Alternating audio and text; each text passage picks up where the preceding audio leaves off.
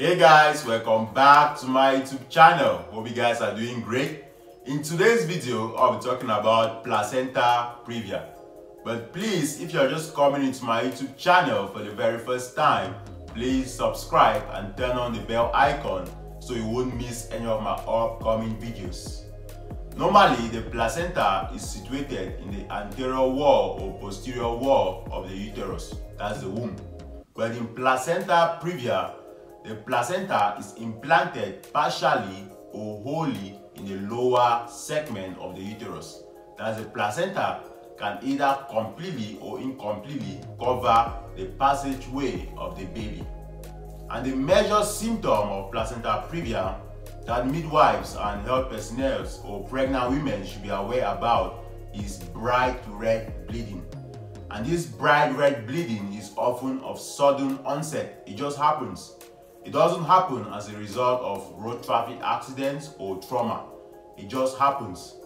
And this is one of the reasons that makes placenta previa to be a deadly pregnancy complication. And the severity of this bleeding will depend on the type of placenta previa. Now, this takes us to the type of placenta previas. There are 4 types of placenta previa.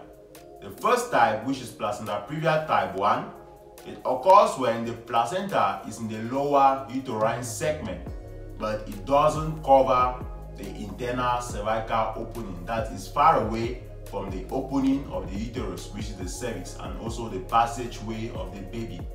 And in such a case, there is little or no bleeding, and the mother's condition and that of the baby is often stable.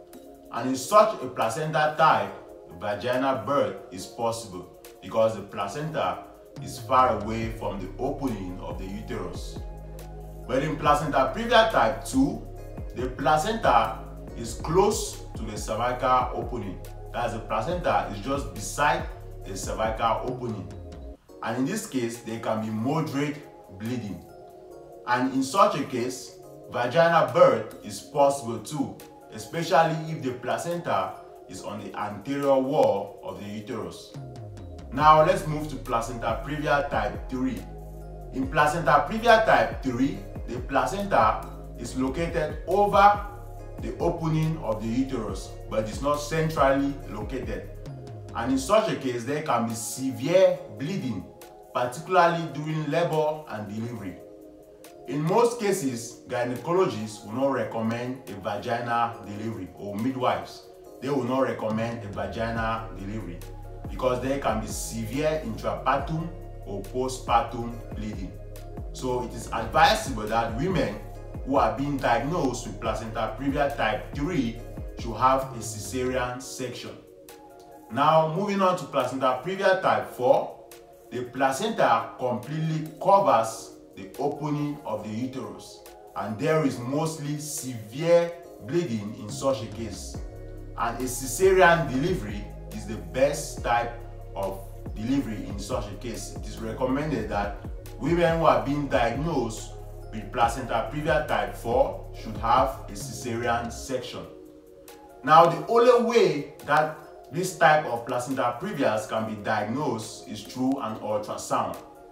But there are certain factors that can help midwives to be able to consider that this pregnant woman can be at risk or might have placenta previa. And some of the factors are when a pregnant woman, that's a woman who is pregnant for the first time, a primigravida, when she hasn't experienced engagement during pregnancy.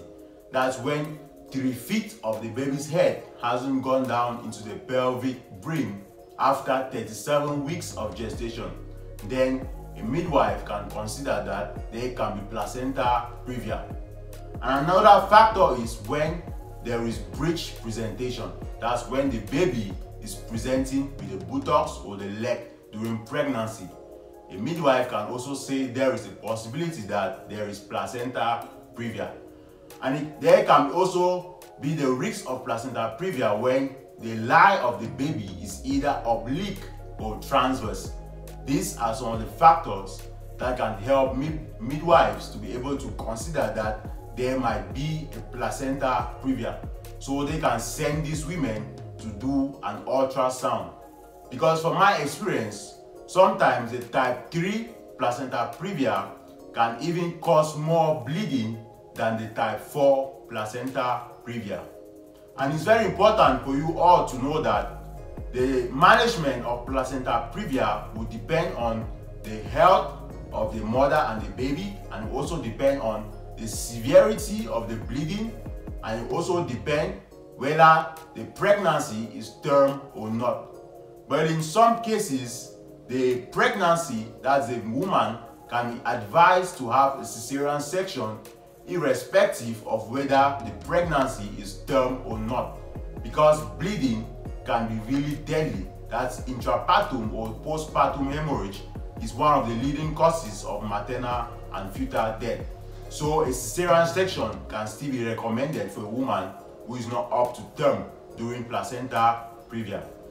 So guys, this video was to keep all health personnel alert and all pregnant women alert about placenta previa, because I had one experience in high school and in the university when I was on internship, when a woman had to go down for a cesarean section because of placenta previa.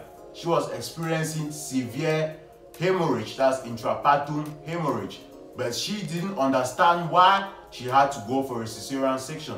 The doctors told her she had placenta previa. They explained everything to her, but yet she didn't want to go for a cesarean section. So this video is just to keep all pregnant women alert that placenta previa is a life-threatening complication during pregnancy. Placenta previa simply means the placenta is out of place.